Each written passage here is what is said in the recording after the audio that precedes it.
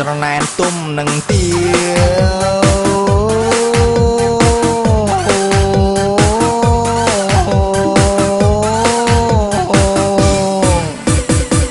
អាយុច្រើនដែរហើយ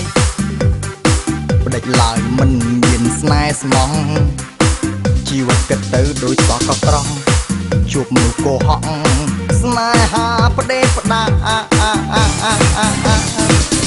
ច្រណែនទុំនឹងទាវហាអើហាអើ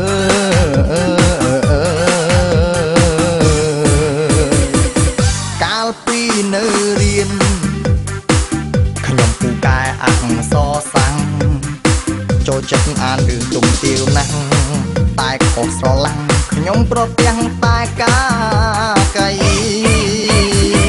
ថាជីវិតពិតគឺបាត់ដឹងកុំខឹងត្រូវប្រឹងរស់បន្តនឹងបានជួបស្នេហាស្មោះសរប្រឹងបេងដៃស្រែកបេងនឹងកូនប្រឹងបេងដៃស្រែកបេងនឹងកូនប្រឹងបេងដៃស្រែកបេងនឹងកូនប្រឹងបេងដៃស្រែកបេងនឹងកូន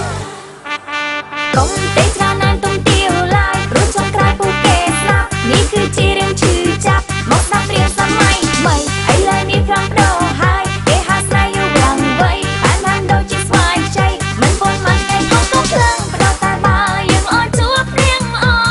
ស្នេហ៍សំសក៏មានច្រណែនទុំនឹងទាវហាអើហាអើហាអើ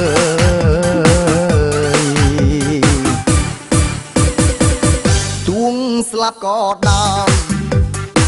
ទុំហើយនឹងទាវគេសុទ្ធតែដឹងខុសពីស្នេហ៍ខ្ញុំកុំសត់ម្លឹងតែគ្មានអ្នកដឹងតើប្រឹងរស់ធ្វើ